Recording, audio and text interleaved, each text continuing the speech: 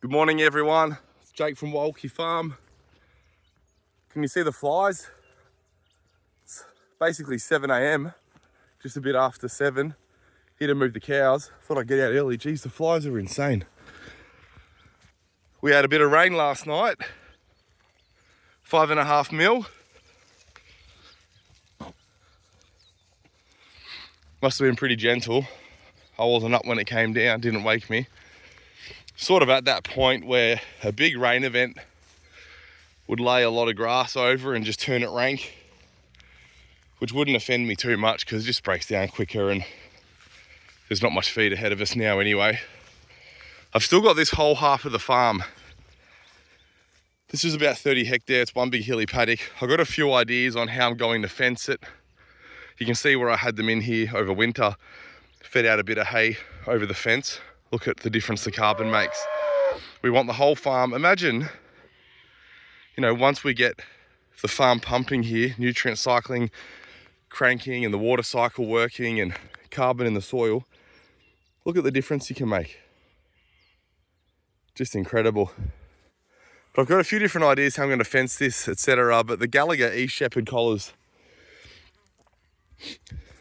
basically to put a header tank and a pressure pump and just to split it into quarters really simply, something that I might be able to work with internally. It's going to cost over 20 grand, even with my crappy poor boy infrastructure.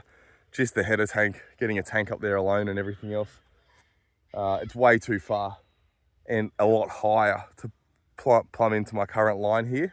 The Gallagher E Shepherd collar, it's a minimum water of 60 and it's not much more than 20k, but it's not legal in Australia yet. In my state, the government's doing what they do and burning cash, discussing crap. So they've always sort of projected that was going to be ready to rock come December. So we'll have a look at what happens early next year. This gate here needs a bit of TLC. Every gate's different. This is basically the only one that my boys can't do. And this requires a little bit of persuasive handling.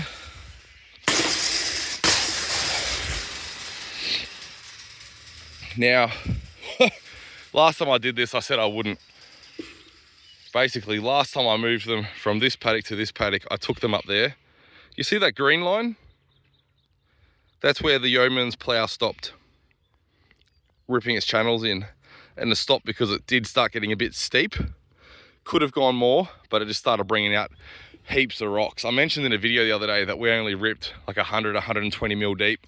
The reason we didn't go deeper was, one, we were just snapping shear pins. I think they brought 18 shear pins with them as spares. They're the pins that hold the tines in to the implement, and they snapped every single one of them. They ripped about 18 hectares here. They snapped every single one of them and just scratched through getting the job done. And that was a mixture of rocks and roots and compaction. But if we were going any deeper than what we're getting massive plating and just pulling up heaps of rocks, and it just wasn't working very well. But anyway, I digress.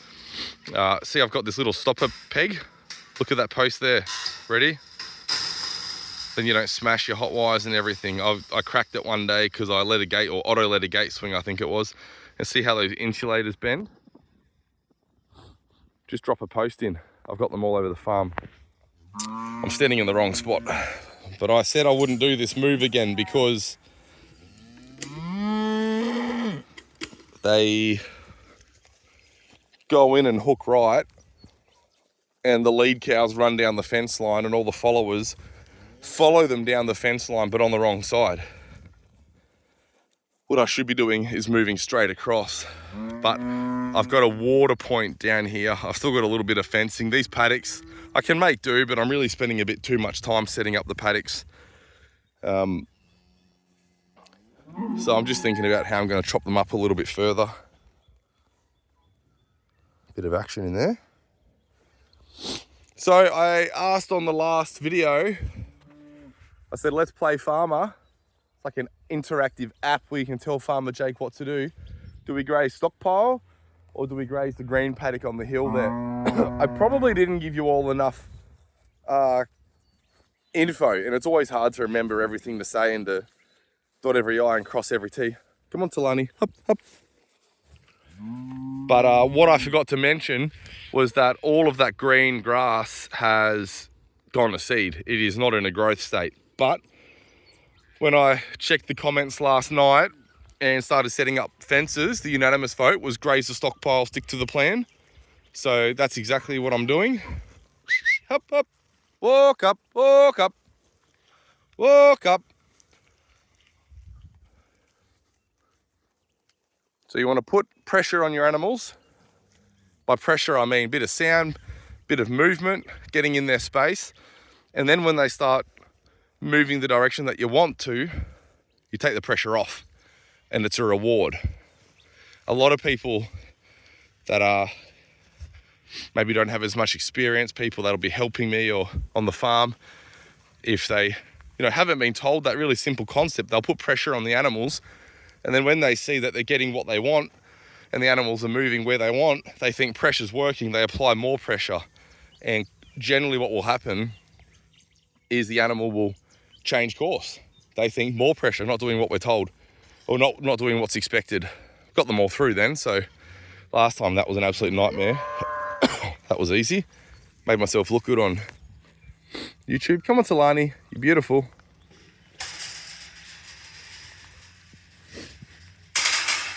Good dogs, bud. Rightio, we'll take this high-tech fence handle and that'll do.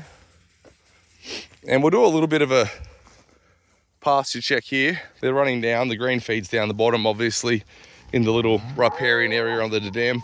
But I want to show you a couple things. I want to show you the stockpile here in a bit greater depth than what I showed you the other day. I want to show you something I've done with my fence where I fenced off this riparian area. The feed in the riparian area is fantastic, and we're going to be making some decisions about what we're going to do in there.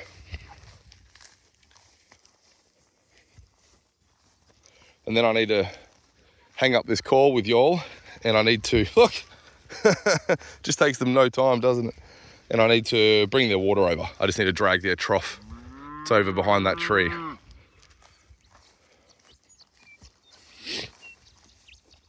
Hello, my beauties. How is everyone? Let's do a fit check, right? Cattle fit check.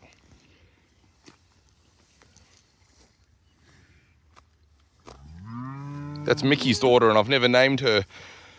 So Mickey is that white one with the black spots. That's her heifer calf from last year.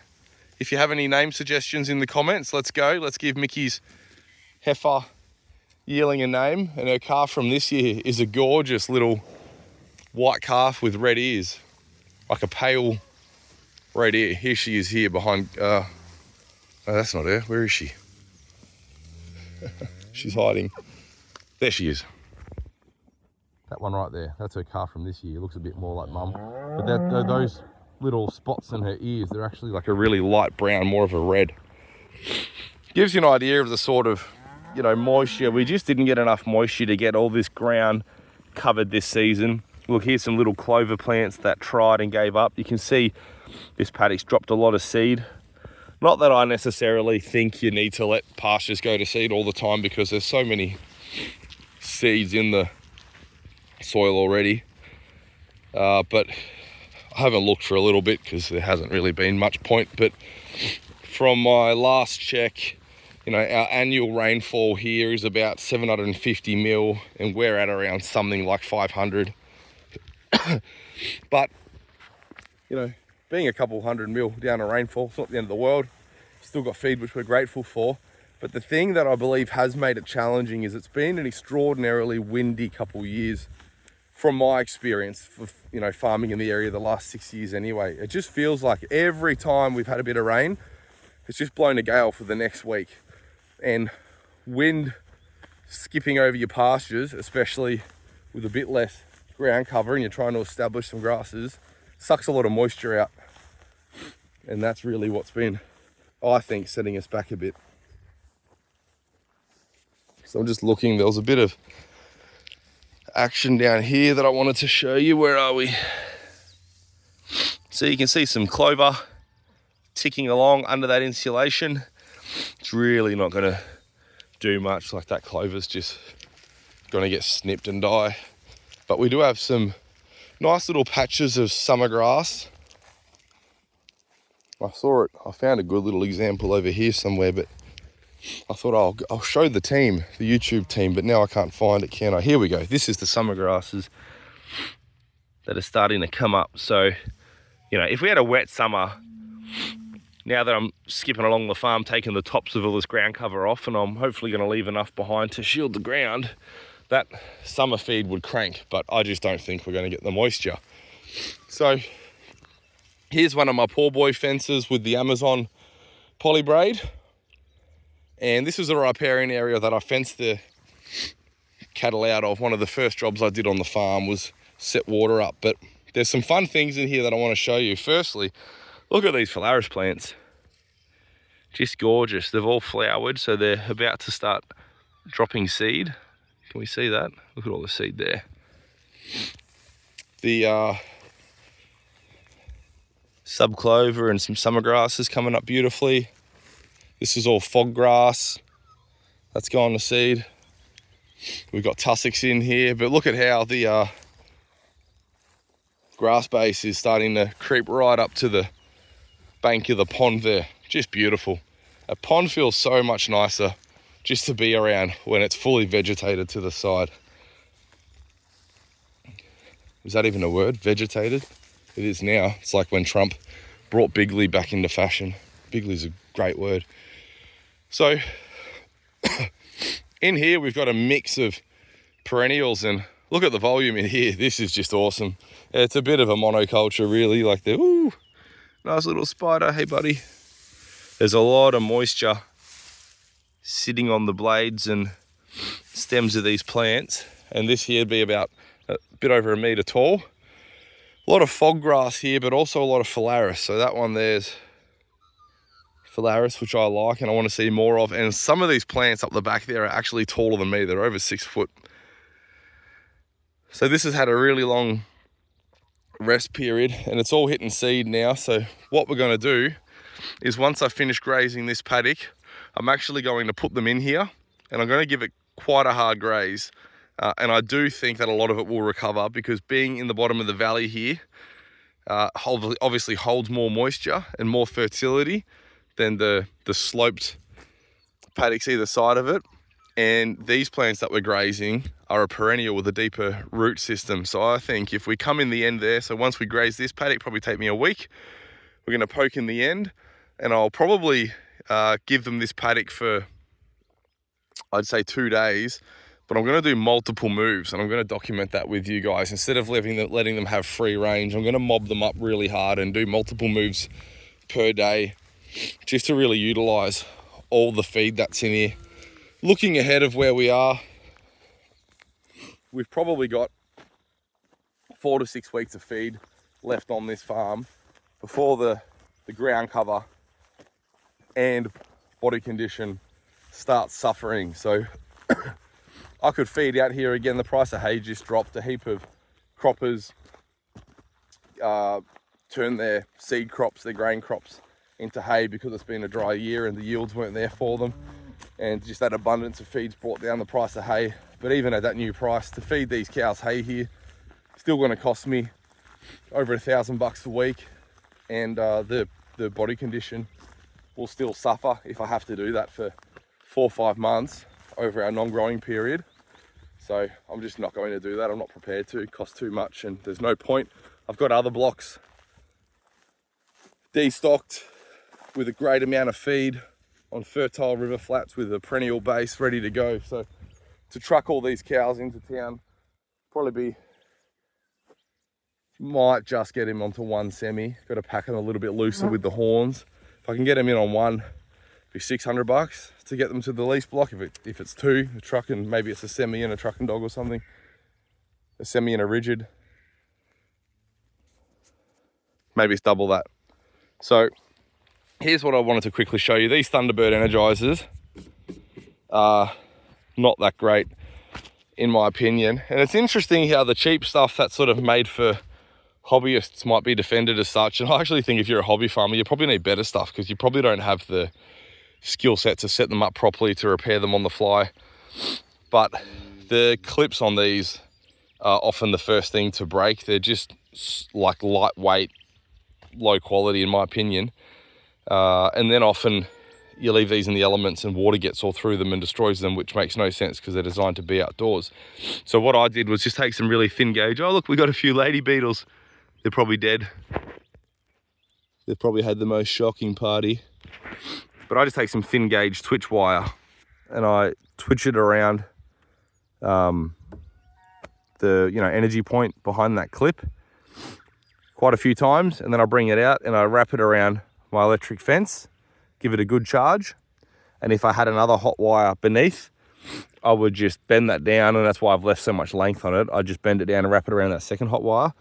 And then secondly, you take the earth and you wrap it around the fence post that the unit's sitting on, and that's putting out 8 kilovolts. So that's powering the fence around the riparian area and that polywire boundary that I put up there. So the water point's just next to the buggy here that I've got plumbed in with pressure from the header tank there. And I knew they'd come down here, like how could you not? Let's have a look in here. Absolutely stunning. So when they escaped the other day because the tree fell over the hot wire, this is where they came and they spent a bit of time and they motored through here and just picked a little bit of clover and left everything else. So today they've obviously got more time but less options, and they're going to be spending most of the day down here. Oh, looks like my valve's leaking. Farmer Walkie's got to get a shovel and address that. Fun stuff. Look at this. Hey Talani, you got a calf in there? So if you don't know, the animal's right hand side that we're looking at on our right hand side, because we're facing the same direction, that's where the calf sits. And the left hand side is the rumen, the stomach. So when you see a bit of an odd shaped bulge out of the right hand side of your cow, it's generally the calf laying there. Toxa here, who's I worked out the other day, 3-year-old and hasn't calved, I'm pretty sure she got bred last month, but sorry Toxa, that's too late for us, and she is as fat as mud. She is so fat. So when I get them past the yards, I'm not going to be feeding her over summer, that's for sure. So she needs to get on the truck and go to the abs. This is Toxa's mum, Tamaliki. Bit more productive than her daughter. What are we grazing, darling? What are you getting mouthfuls of? You're just taking the tops. Could you get a bit lower? Yeah. What do you got in there? Hey? Bit of everything? You're a shiny girl, aren't you? Just beautiful. Well, I better get a hustle on because I've still got to feed the pigs, and then we've got to load up the kids, get them dressed, put them in the car, dropping Otto off at a birthday party for his cousin, and then the rest of us are going to church for the morning. So thanks for watching. Let me know what I should call that black heifer of Mickey's. And the reason Mickey's called Mickey is my sons and I were watching YouTube shows about the ringers up on the top end of Australia that go out and they catch the wild scrub balls. If you haven't seen that, I'd highly recommend, especially if you've got young kids. They go out with these Mad Max-mobile style utes with no roofs on them, and they build these arms on the front that they race up next to a wild scrub bull or something, and this arm comes out and puts the animal in a headlock, and then they rope its horns and tie it to a tree. Like, you watch these guys, they are made of something else. I don't even know if I'd want to get in the vehicle. And they're out there, they'll grab a wild scrub bull by the tail and pull the thing over. These guys are something else. And I think they call a young bull a Mickey, and we'd recently been watching that. And when Mickey came, the few cows that, when I purchased her, that came with her were as wild as a scrub bull. And she's the one we kept. And when I said to the boys, what do we want to call her? She was really gentle. They said Mickey. So that's where that name came from. So if you need some inspiration as to what to call her, reasonably calm and nice-natured black heifer calf there. That's it. I was thinking Nangus, not Angus, Nangus. Oh, I'll put a post up on socials as well, talking about subcutaneous fat, marbling, which is intramuscular fat, and some thoughts I have about what's the healthiest for humans and what's the healthiest for animals and ecology. And I don't have a dog in the race. You know, a few farmers have criticised me that the only reason I'm talking disparagingly about marbling is because my animals don't marble. Well, that's not the case, and I'm as guilty as the next for showing off a nicely marbled steak online. But anywhere we look in, basically to summarise my post, which you can also find on my website, walkiefarm.com.au, on the blog page, Farmer Musings. To summarise my post is all the most nutrient-dense red meat that we have is all wild game. Elk, venison, moose, caribou, it's all wild game. And one of those wild game ruminant herbivores that's in great body condition will have a good fat cap, subcutaneous fat, and virtually no marbling. And generally, intramuscular fat across species, humans, maybe cows, there's a few studies out there to suggest this, comes with basically metabolic disorder, insulin resistance. So I was just putting the question out there. Triggered a lot of people, especially the Wagyu farmers. I don't have a dog in the race. I'm just genuinely curious, and I think it's a shame in agriculture that anytime you challenge a paradigm or, you know, try to create a conversation or innovate some thought, you get criticised. I don't mind being criticised. I know sometimes I might come across like a whinger. I'm just trying to speak forthrightly. I get the most common feedback I get is you're punching down on everybody or attempting to punch down on everybody and disparage their product because it's got marbling and your cows don't, so you're trying to make yourself look good and sell more products. Well, you're actually putting the cart before the horse a little bit. I'm not trying to sell Nguni beef because I've got Nguni. I purchased Nguni animals, Sanga animals, because I believe that they're the most fit for purpose for our production in terms of early sexual maturity, inherent body condition, longevity, fertility. And I'm just looking at an animal that's fit for purpose in its natural landscape and observing that being managed in accordance to nature's principles, there's typically a little bit less marbling on these fit for purpose animals that are raised in species conditioned environment, i.e. no grain. And then I compare that to nature's template using a heuristic, which might be faulty, but the heuristic is, let's build a heuristic, something to the effect of nature knows best, or copying nature's templates gives us a North Star, you know, something along that. I suggest something along that train of thought. And then we go in nature and we find very low IMF, generally would come along as a sign of age, less so than diet. And, you know, I'm just suggesting that we're selecting breeds for marbling, early marbling, and maybe, I shouldn't have left that gate open. I just realized I've walked in and I've waffled and I've let that gate open behind me and all the cows can come through. You know, maybe when we're selecting for marbling, we are selecting for a tender, juicy, flavoursome steak. Apparently they're the markers you need. But what are we leaving on the table? Are we trading animals' longevity, potentially? I'm not saying we are, I'm asking the question. And as a hypothesis, it makes sense to me. If marbling could be attributed to aged muscle, and we're selecting genetics that achieve marbling earlier in life, are we selecting for a saleable trait like marbling and maybe substituting a bit of longevity in our animals? I don't know. Go read my post on my Facebook, my X account, or my blog on the website, and comment there and let me know what you think, or put your comments in the video here and we'll have a little chin wag about it. Anyway, have a great Sunday, everyone.